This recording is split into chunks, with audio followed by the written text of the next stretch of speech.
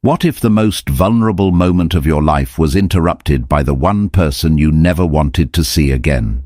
For Dr. Clara Bellamy, a university professor on the verge of welcoming her first child, that nightmare became a reality. As a sudden life-threatening complication throws her into an emergency C-section, she opens her eyes to a chilling sight. The surgeon holding the scalpel, the man in charge of her and her baby's fate, is Dr. Simon Vance, her ex-husband, the man whose ambition and betrayal shattered her world years ago.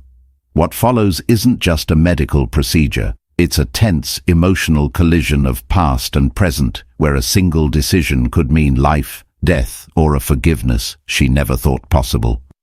Stay with us for a story of heartbreak, power, and the incredible act of redemption that no one saw coming. The late September light, golden and thick like honey, streamed through the large bay window of their Chicago brownstone. It illuminated the dust motes dancing in the air, each one a tiny, glittering promise.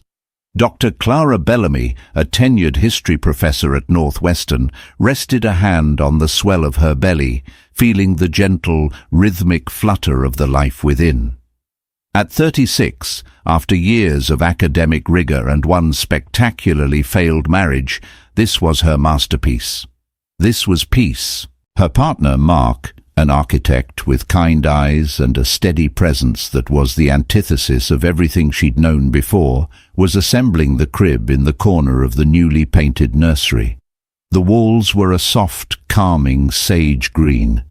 The scent of fresh paint and new wood filled the room, a perfume of new beginnings. "Instructions say tab A fits into slot B," Mark grunted, his brow furrowed in concentration. "But I'm looking at what appears to be tab Q and a slot shaped like a trapezoid. I think this thing was designed by M.C. Escher." Clara laughed, a full, genuine sound that bounced off the walls. "You build skyscrapers for a living, but you're being defeated by Scandinavian flat-pack furniture.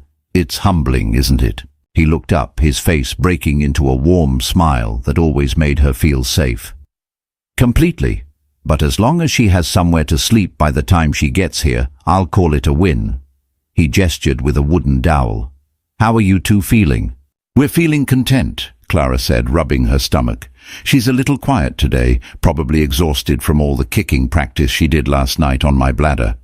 This was their life, a quiet symphony of domesticity and gentle humor. It was a world away from the life she used to live. The old life was a high-stakes opera, full of dramatic crescendos and devastating silences, all orchestrated by one man, Dr. Simon Vance, her ex-husband, a brilliant, ambitious surgeon whose charisma was as sharp as his scalpel and whose capacity for emotional cruelty had nearly broken her. The betrayal hadn't been a simple affair. It was a slow, corrosive neglect, a constant prioritizing of his God-complex career over the simple, sacred vows of their marriage. He had hollowed her out, leaving an empty space where her trust and self-worth used to be. Mark had filled that space, not with noise and drama, but with light and patience. Suddenly, a sharp, searing pain shot through her lower back, so intense it stole her breath. She gasped, her hand flying from her belly to her spine. Mark was on his feet in an instant, his playful demeanor vanishing. "Clara, what is it?" I don't know," she stammered, trying to breathe through the intensity. It wasn't like the Braxton Hicks contractions she'd been having. This was a vicious, tearing sensation. "It's sharp, really sharp." Another wave hit, this one wrapping around her abdomen, squeezing with brutal force. She felt a terrifying wetness, a warm gush that had nothing to do with her water breaking. Her eyes widened in panic as she looked down at the light-colored leggings she was wearing. A dark, crimson stain was spreading rapidly. "Mark," she whispered, her voice trembling. "Call 911, now." The world dissolved into a blur of frantic motion and panicked voices. The serene nursery, a moment ago a symbol of hope, became the backdrop for a terrifying emergency. Mark's voice was strained as he spoke to the dispatcher, his hand clutching hers, his knuckles white. The paramedics arrived with a controlled urgency that was both calming and horrifying.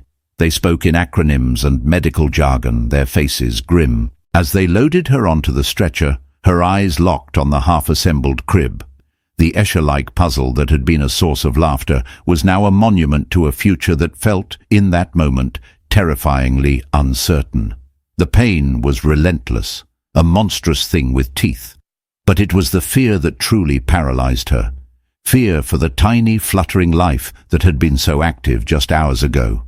Fear for the peaceful world she and Mark had so carefully built on the ruins of her past. The ambulance ride was a chaotic symphony of sirens and beeping monitors. A paramedic was pressing on her abdomen, his voice urgent. "Blood pressure is dropping. We're heading to Chicago Memorial. It's the closest level I trauma center with a top-tier NICU." Chicago Memorial. The name hit Clara like a physical blow, a ghost from a life she had surgically removed from her own. It was the hospital where Simon had built his empire. It was his kingdom, the place she had avoided for 6 long years, even changing her own primary care physician to ensure she never had to set foot inside its gleaming, sterile halls. "No," she croaked, trying to sit up. "Not there. Take me to Prentice, anywhere but there." The paramedic gently pushed her back down. "Ma'am, with this amount of bleeding, we don't have a choice. We have to get you to the best care, and that's Memorial. Dr. Evans' team is on standby." Dr. Evans, a name she didn't recognize, a small, fragile tendril of relief. Simon was a neonatal surgeon, not an obstetrician. The chances of seeing him were slim. He was probably in some high-profile surgery or charming donors at a gala. He wouldn't be anywhere near a routine emergency C-section. He was far too important for that. Clinging to that thought, she let the darkness at the edge of her vision pull her under. The sirens wailed the last sound she heard as her perfect, sun-drenched afternoon shattered into a million terrified pieces. The transition from the ambulance to the emergency room was a jarring ballet of controlled chaos. Bright lights streaked overhead as the gurney rattled through corridors, voices echoing in a disorienting cacophony. Clara was vaguely aware of Mark, his face pale and strained, trying to keep up, his hand reaching for hers whenever he could. She was rushed into a triage room where a swarm of nurses and doctors descended.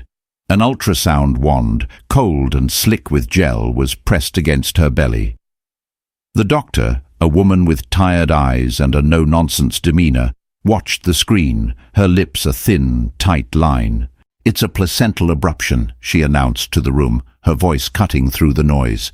"A bad one. She's hemorrhaging. We need to get this baby out now. Page Dr. Evans. Tell her we're coming up." Mark clutched Clara's hand. "Is the baby okay?" "The baby's heart rate is decelerating. We have minutes, not hours," the doctor said, not unkindly, but without any sugar-coating. "We need to perform an emergency C-section." Clara's heart hammered against her ribs. All their careful birth plans, the doula, the playlist of calming music, all of it incinerated in an instant. She was no longer a participant in this process. She was a vessel in crisis, her body a failing machine. They were moving again, this time towards the surgical floor. The air grew colder, the smells more antiseptic. Mark was stopped at a set of double doors. "I'm sorry, sir," a nurse said gently. "It's an emergency procedure. You'll have to wait here." The look of pure terror and helplessness on his face was the last thing Clara saw before the doors swung shut, separating her from the one person who made her feel safe. Inside the operating room, the world was a universe of green scrubs and gleaming steel. She was shifted onto a narrow table, her arms strapped down. An anesthesiologist appeared at her head, his voice a low, calming murmur as he explained he was putting her under general anesthesia. "You'll just feel a little prick in your arm, and then you'll be asleep. We'll take good care of you." Fear, cold and absolute, washed over her. She was losing control, surrendering her body and her baby to strangers. She closed her eyes, focusing on the image of the sage-green nursery, the half-built crib, and Mark's loving, goofy smile.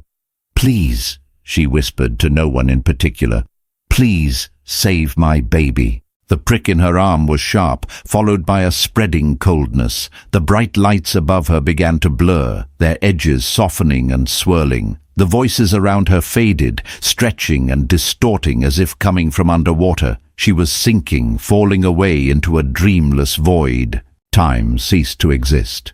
There was only the blackness. Then, slowly, a sliver of awareness returned. Not sight, but sound. Muffled voices, urgent and sharp, the rhythmic beeping of a machine, a strange sense of pressure on her abdomen. She tried to open her eyes, but her lids were impossibly heavy. Or, "Can't get the bleeding under control, I need more clamps." The voice was distant, professional. "Heart rate is still dropping, we're losing her." Another voice, female. Through the fog of anesthesia, a new voice cut through, one that struck a chord of primal recognition deep within her soul. It was a voice she hadn't heard in 6 years, but one that was etched into her memory, a voice that had once whispered promises in the dark, and later delivered devastating, clinical excuses. "What's the situation here?" The voice was calm, authoritative, radiating an unnerving confidence that commanded the entire room. "Dr. Vance," the first doctor said, his tone a mixture of relief and deference. "Patient is a G1P0 at 38 weeks, complete placental abruption, massive hemorrhage, baby is in severe distress. Dr. Evans was called into another emergency surgery across town. We've been trying to manage." "No, it can't be." Clara's mind screamed, but no sound came out. She fought against the crushing weight of the anesthesia, forcing her eyelids to flutter. The world swam into a blurry, distorted view. She could see green shapes, the blinding glare of the surgical light. And then, a figure moved into her line of sight, standing over her. He was wearing a surgical mask and cap, but there was no mistaking the eyes. They were the color of a stormy sea, intense and piercing, the same eyes that had once looked at her with feigned adoration and later with cold indifference. It was Simon. Panic, so profound it was like drowning, seized her. This was her worst nightmare made manifest, the ultimate power imbalance. She was naked, unconscious, her body literally open on a table, and the man who had systematically dismantled her heart was now holding her life and the life of her child in his hands. He seemed to feel her gaze, his eyes flickering down to meet hers for a fraction of a second. There was no recognition in them. Or if there was, he masked it with an ironclad professionalism. His focus was absolute. "Forget the bleeding for a second. Get that baby out." "Now," Simon commanded. "Give me the scalpel. I'm taking over." He moved with a fluid, terrifying grace. The room, which had felt on the edge of panic, snapped into a new rhythm, orchestrated by his presence. He was in complete control. Clara felt a new series of tugs and pressures. Simon's voice was a low, constant stream of commands. "Suction, more lap pads. What's the baby's heart rate?" "It's bottoming out, doctor, 50 beats per minute." "I'm almost there," Simon muttered, his focus absolute. Clara's consciousness was fading again, the drugs pulling her back under. But before she slipped away, she heard it. A sound that cut through the fear, the drugs, the beeping machines. A tiny, fragile, sputtering cry. Her baby, her daughter, she was alive! And the man who had saved her was the one man she had prayed she would never see again. The ghost of her past had returned, not as a memory, but as a savior, and she had no idea if she or her new life with Mark would survive the collision 6 years earlier. The rain had been relentless that night, lashing against the windows of their sleek, minimalist apartment overlooking Lake Michigan. It was their 4th anniversary. Clara had spent the afternoon cooking Simon's favorite meal, a complex osso buco that took hours to prepare. The table was set with their wedding china, candles casting a soft, hopeful glow. She wore the dress he'd bought her in Florence, a slip of dark blue silk. She waited. At 8 p.m., a text. "Surgery running late. Start without me." At 10 p.m., another. "Complications. This is a big one. Don't wait up." At 1 a.m., he finally came home. He didn't seem to notice the candles, now melted down to waxy puddles, or the untouched plates of cold food. He was buzzing, high on adrenaline and triumph. "You should have seen it, Clara," he'd said, stripping off his scrubs, his eyes alight with a fervor she rarely saw directed at her anymore.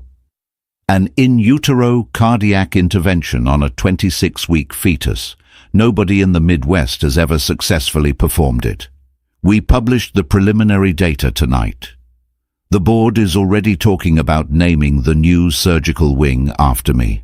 He was glowing with the light of his own brilliance, utterly oblivious to the quiet darkness that had enveloped their home.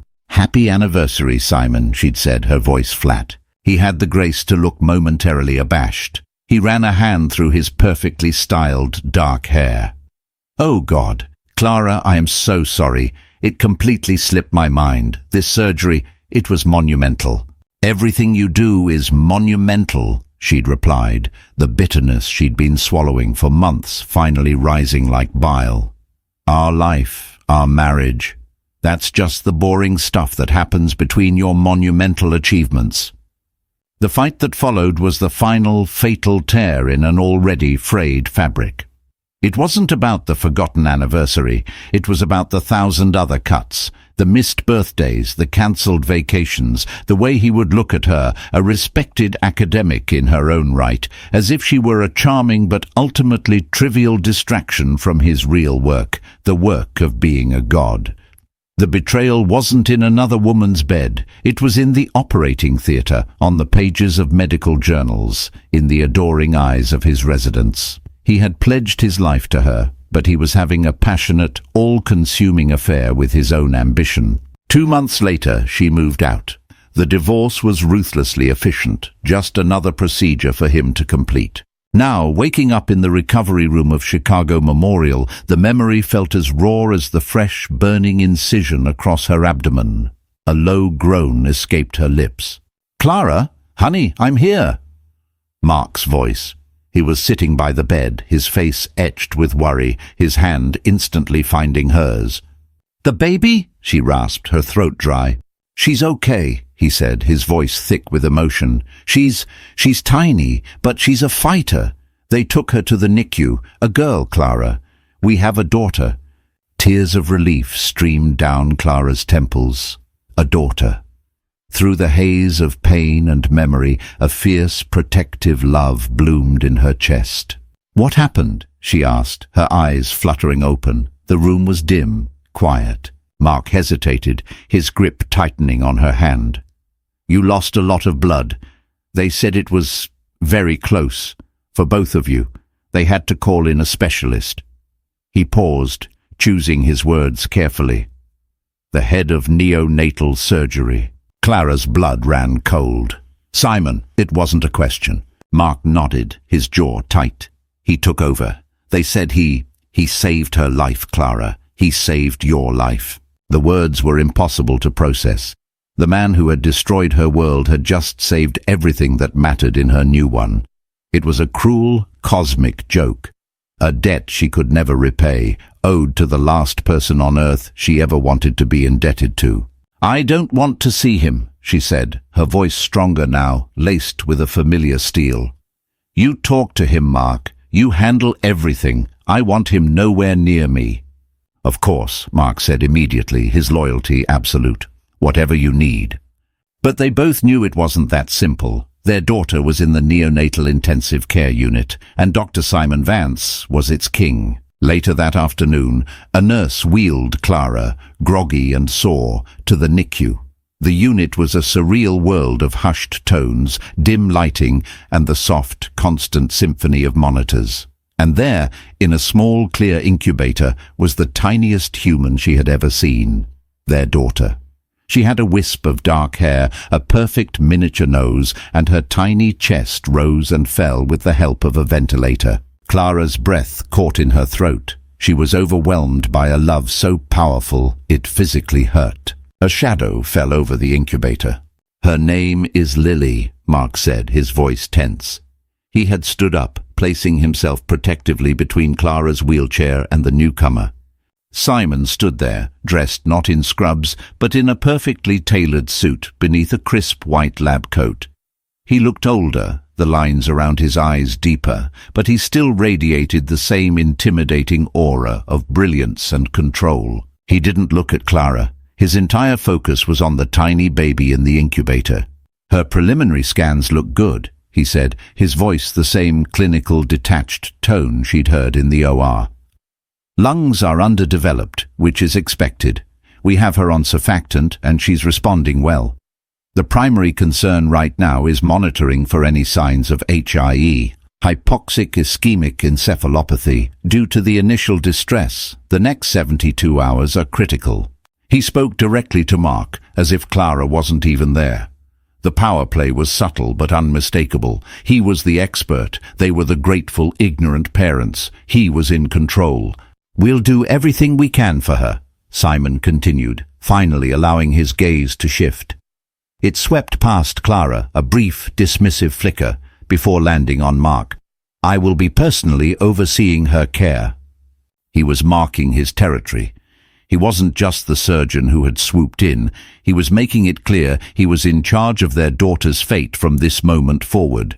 The man who had treated her heart as a disposable commodity was now the sole guardian of the most precious piece of it.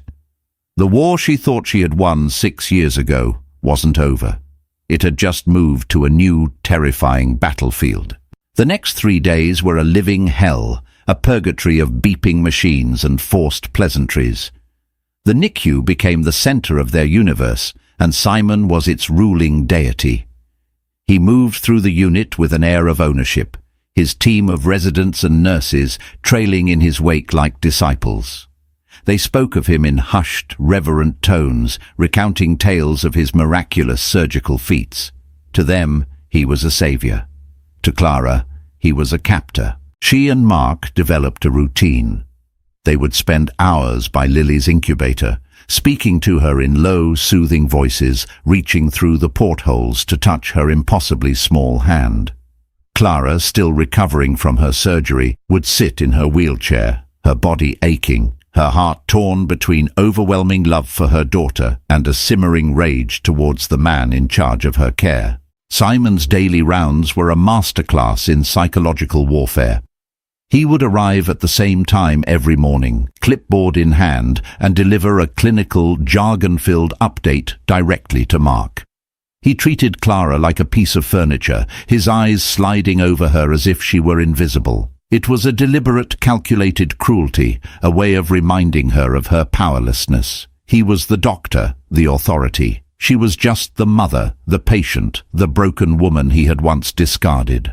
Mark, bless him, tried to run interference. He would stand tall, ask intelligent questions, and pointedly refer to Clara for her opinion. "Clara and I were wondering about her oxygen saturation levels," he would say, trying to draw her into the conversation. Simon would simply angle his body slightly, cutting her out of the circle, and answer Mark directly. "We're titrating her oxygen as needed. Her stats are stable for now." The power imbalance was suffocating. In the outside world, Clara was Dr. Bellamy, a woman who commanded lecture halls and published scholarly articles. In this sterile, fluorescent-lit world, she was nothing. Her past with Simon gave him an arsenal of unsaid things, a history he could leverage with a single dismissive glance. He knew her vulnerabilities, her fears, and he was subtly pressing on every one of them. On the 3rd day, the tension reached a breaking point. Dr. Anya Sharma, a kind-faced neonatologist on Simon's team, was checking Lily's vitals. Unlike the others, she spoke to Clara directly, with warmth and empathy. "She's a little fighter, your Lily," Dr. Sharma said, smiling. "She's responding to the treatment even better than we'd hoped." "Thank you, Dr. Sharma. We appreciate you," Clara said, a wave of gratitude washing over her. Just then Simon appeared for his rounds. He overheard the exchange, and a flicker of something unreadable crossed his face. He began his usual clinical monologue, but this time Mark interrupted him. "Dr. Vance, Clara was just saying—" Simon held up a hand, a gesture of absolute authority that silenced Mark instantly. "What I am about to say is critical, and I need your undivided attention," he said, his voice sharp. He then launched into a complex explanation of a new potential complication, a minor heart murmur they were monitoring. He used dense medical terminology, his explanations clearly aimed at intimidating rather than informing. Clara felt a hot surge of anger. This wasn't about their daughter's care anymore. It was a performance. It was about him reasserting his dominance. When he finished, there was a heavy silence. He looked at Mark, expecting acquiescence. But it was Clara who spoke. Her voice was quiet, but it cut through the air like a razor. "Explain it again," she said. Simon's head snapped towards her. It was the first time she had directly challenged him. "I'm sorry." "Explain it again," she repeated, her gaze unflinching. "But this time, use layman's terms. Explain it to me as if I am not an inconvenience, but the mother of the patient whose life you hold in your hands. Explain it to me, Simon." Using his first name was a deliberate shot, a reminder that before he was a god in a white coat, he was a man who had shared her bed and broken her vows. The air in the small space crackled with tension. The junior doctors and nurses standing nearby froze, their eyes wide. No one spoke to Dr. Vance like that. Simon's stormy eyes locked onto hers. The professional mask slipped for a second, revealing a flash of the arrogant, wounded man she knew so well. He was furious. She had challenged his authority in front of his audience. He took a slow, deliberate breath, his jaw clenching. He was weighing his options: dismiss her and look like a bully, or acquiesce and lose a fraction of his power. "The murmur," he began, his voice clipped and tight, his eyes still boring into hers, "indicates a possible patent ductus arteriosus. It's a small vessel near the heart that is supposed to close after birth. In premature infants, it sometimes remains open. If it doesn't close on its own, it can strain the heart and lungs. We are monitoring it. If necessary, we can treat it with medication or, in rare cases, a minor procedure." He had explained it. He had yielded. It was a tiny victory, but it felt monumental. She had clawed back a sliver of control, reminding him, and herself, that she was not just a passive victim in this drama. He turned and strode away without another word, his entourage scrambling to follow. Mark let out a breath he didn't realize he'd been holding. He looked at Clara with awe. Wow. Clara's heart was still pounding. The confrontation had cost her, draining her of precious energy. But as she looked at her tiny daughter, sleeping peacefully in the incubator, she knew it was a battle she had to fight. This was no longer just about her and Simon and their toxic past. It was about her daughter. She would not allow Simon's ego to cast a shadow over Lily's first days of life. She had found her voice again, and she would be damned if she let him silence it. The currency of power in this place wasn't just medical knowledge, it was courage, and she was finally ready to spend it. The confrontation, as small as it was, shifted the dynamic. Simon didn't become warm or friendly. That would have been a miracle beyond even his capabilities, but the deliberate, dismissive cruelty stopped. During his rounds he would still address Mark primarily, but he no longer angled his body away from Clara. He would occasionally, grudgingly, meet her gaze. He answered her questions with terse, clinical precision, but he answered them. A cold, unspoken truce had been declared. This new, fragile peace allowed Clara to focus her energy where it mattered, on Lily. As her own body slowly healed, her world shrank to the few square feet around her daughter's incubator. She learned the different beeps and tones of the monitors, discerning the subtle shifts in Lily's oxygen levels and heart rate. She read stacks of medical journals on neonatology, arming herself with knowledge, her academic mind finding comfort in research and data.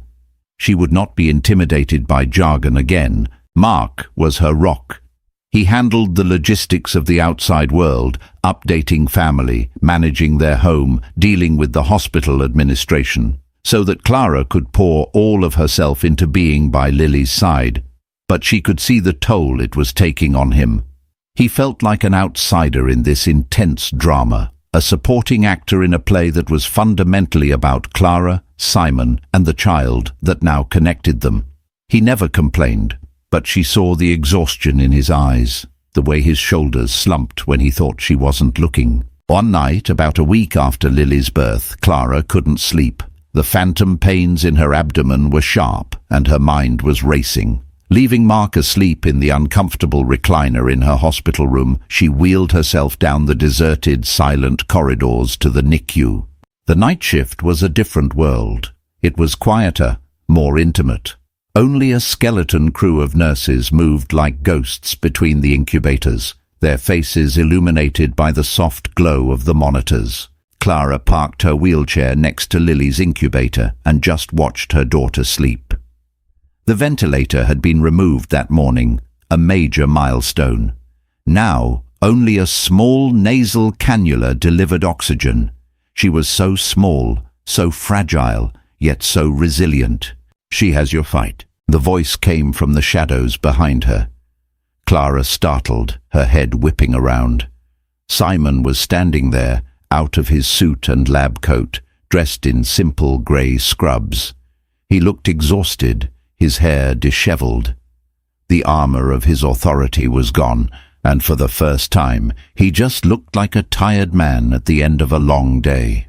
"You shouldn't be here," Clara said, her voice a low whisper. "Your rounds are in the morning."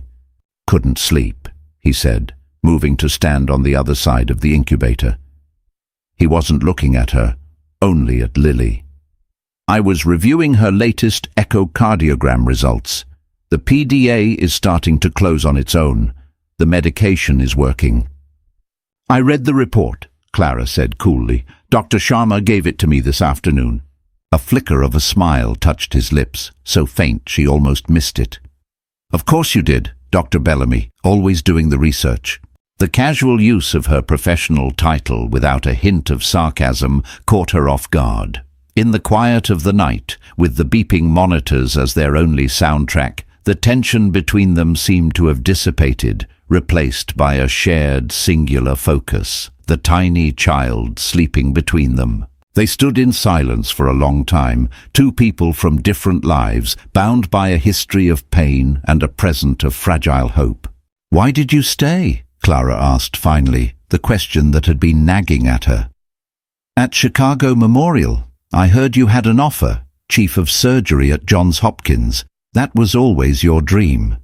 He didn't seem surprised by the question. He continued to watch Lily, his expression unreadable. "Things change." "That's not an answer, Simon." He finally turned his head, and his stormy eyes met hers in the dim light. The weariness in them was profound. "The offer was contingent on me starting last week. I couldn't leave. Not in the middle of this." Clara processed this. He had given up his dream job, the pinnacle of the ambition that had destroyed their marriage. He had given it up for Lily, for her daughter. "Why?" she whispered, her voice barely audible. He let out a long, slow breath, the sound heavy with unspoken things. "When I walked into that OR," he began, his voice low and raw, "I didn't know it was you. Not at first. All I saw were the stats on the monitor, a mother and a baby, both crashing. It was a clinical problem to be solved, an equation of life and death." He paused, his gaze dropping back to Lily. "And then I saw your face, and for the first time in a very long time, the equation had a name. It wasn't just about winning or publishing a paper or adding another success to my resume. It was different." He looked back at Clara, and for the first time in years, she saw not the arrogant surgeon or the cruel husband, but a glimpse of the man she had once fallen in love with. A man who was brilliant, yes, but also haunted. "I failed you, Clara," he said, his voice thick with a regret that felt genuine, stripped of all artifice. "I failed our marriage. I spent years building an empire of accomplishments, and I didn't realize until it was too late that I had built it on the ruins of my own home. I can't undo that, but I can make sure this little girl gets the best possible start. I owe her that. I owe you that." The confession hung in the air between them, more intimate and revealing than any conversation they'd had in a decade. It wasn't an apology designed to win her back or to absolve him of his sins. It was a simple, stark statement of fact, an acknowledgement of his failure. Clara felt the fortress of anger she had so carefully constructed around her heart begin to crumble, not with a crash, but with a slow, quiet erosion. She looked from this broken, tired man to her sleeping daughter, the child he had not only saved with his hands, but had now sacrificed his ambitions for. The world was not black and white. It was a landscape of infinite, painful shades of grey. Redemption, she was beginning to realize, wasn't a grand, dramatic gesture. It was a series of small, quiet choices. It was staying when it was easier to leave. It was choosing responsibility over glory. It was a tired surgeon, standing in the dark, watching over a child that wasn't his, trying to heal a wound that had nothing to do with a scalpel. Simon's confession in the quiet of the NICU didn't magically erase years of pain, but it did clear the air of its toxic charge. The dynamic between the three adults, Clara, Mark and Simon, settled into a new, complex equilibrium. The overt power plays were gone, replaced by a cautious, functional respect. Simon was still Lily's doctor, his professionalism unwavering, but there was a new undercurrent of humility to him. He started including Clara in the medical discussions as a peer, acknowledging her research and valuing her input. For Mark, this shift was both a relief and a source of quiet anxiety. He was glad the open hostility was over, but he felt the ground shifting beneath his feet. He watched the new, strange accord between Clara and her ex-husband with a protective unease. He trusted Clara completely, but he would never trust Simon. He saw the way Simon looked at Lily with a fierce dedication that was part professional, part deeply personal. It was the look of a man trying to atone for his sins, and Mark worried about what that atonement might cost the new life he and Clara had built. One afternoon, Mark was holding Lily, who was finally big enough for kangaroo care, her tiny body nestled against his bare chest. Clara watched them, her heart so full of love it felt like it might burst. The sight of this good, steady man holding their daughter was a perfect, beautiful image of the life she had chosen. Simon entered the room to check on a monitor. He stopped, his gaze falling on Mark and Lily. He didn't say a word, but the look on his face was a complex tapestry of emotions, professional satisfaction, a deep, aching sadness, and something that looked almost like envy.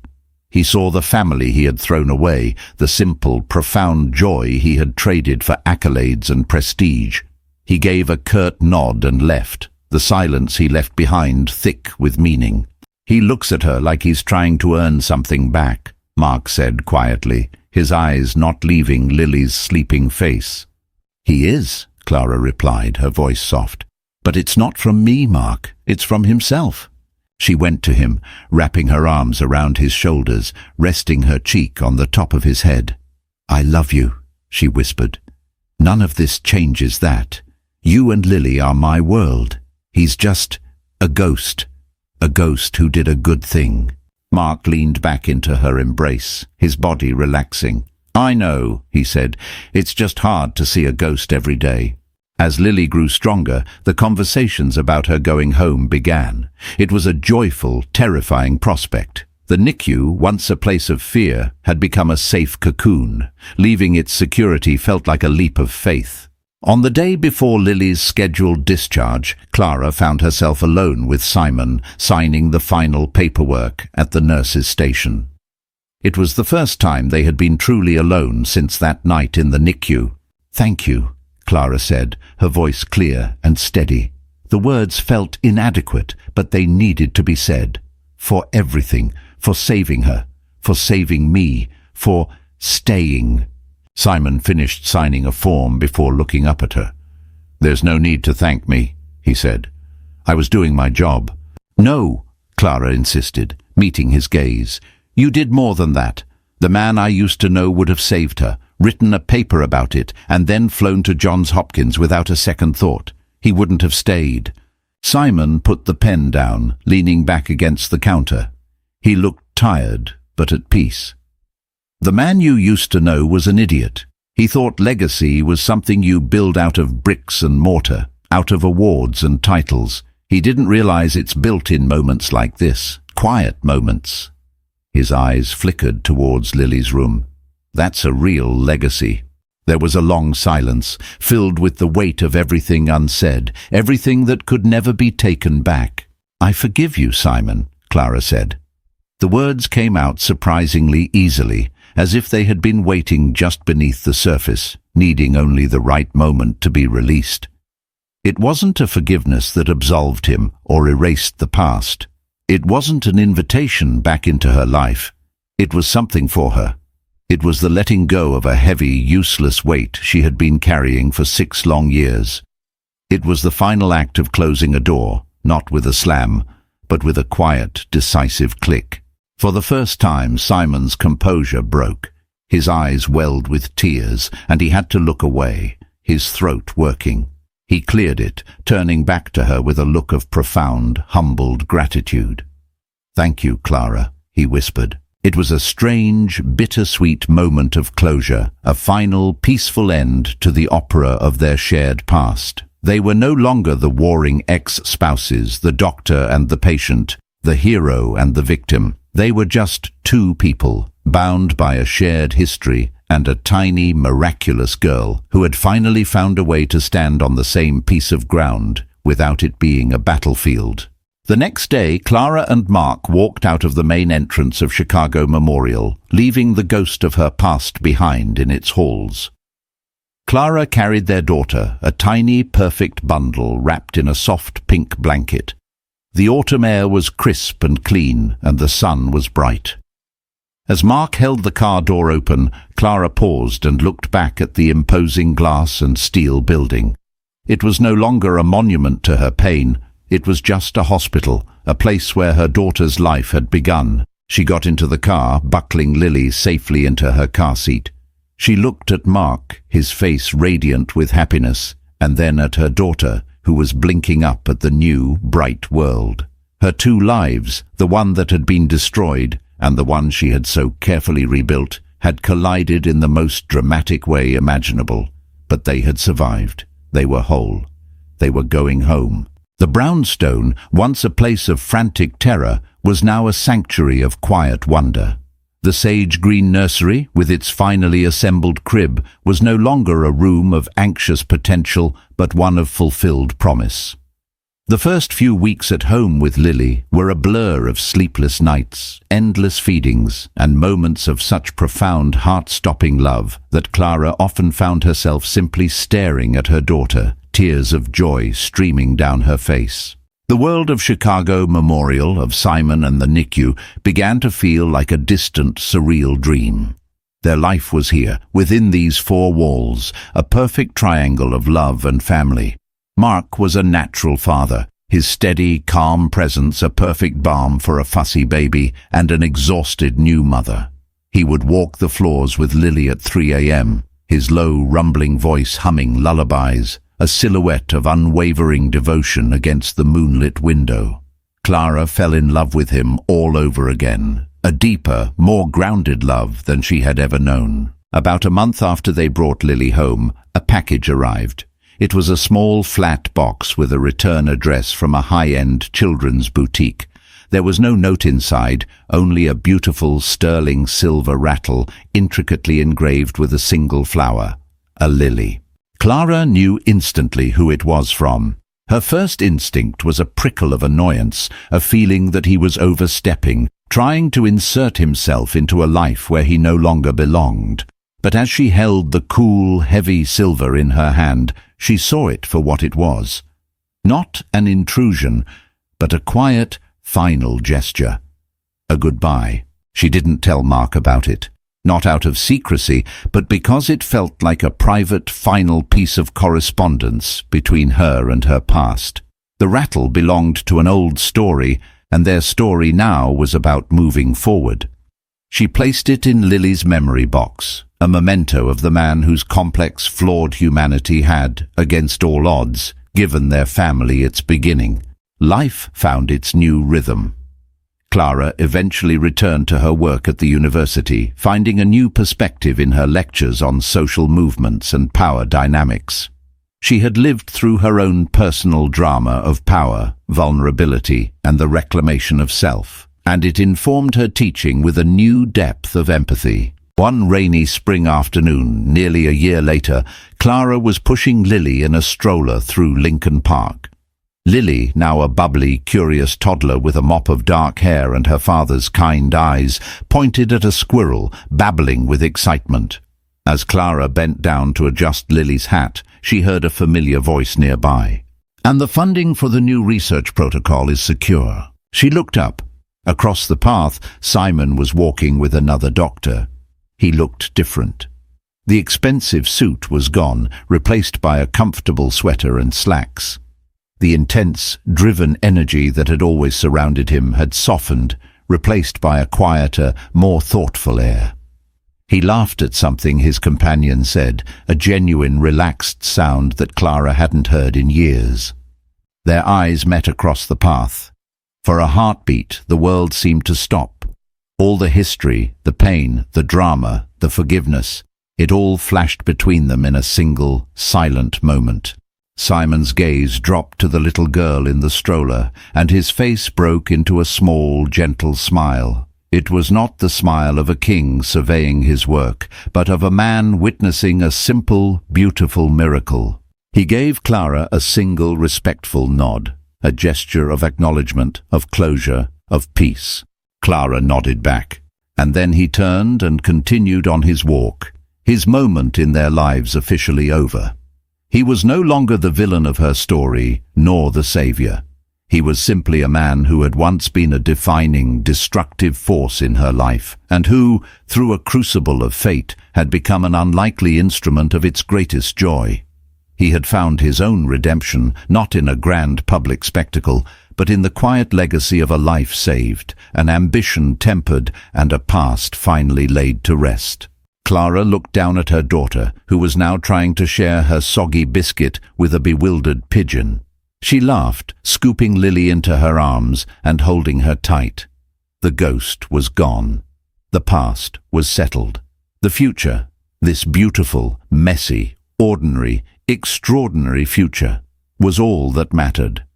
The sun broke through the clouds, scattering light across the damp leaves, and Clara walked on, her heart full, her world complete, moving forward into the quiet, brilliant light of her own, hard-won peace.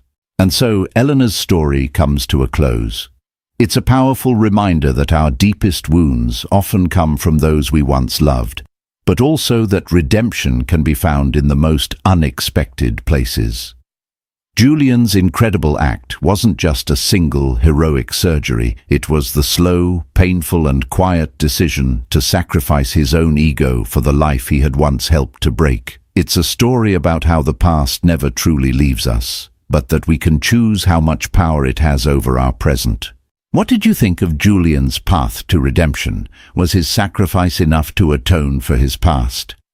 Let us know your thoughts in the comments below. If this story touched your heart, please give this video a like and share it with someone who appreciates a deep emotional journey. And don't forget to subscribe and hit the notification bell so you won't miss our next story.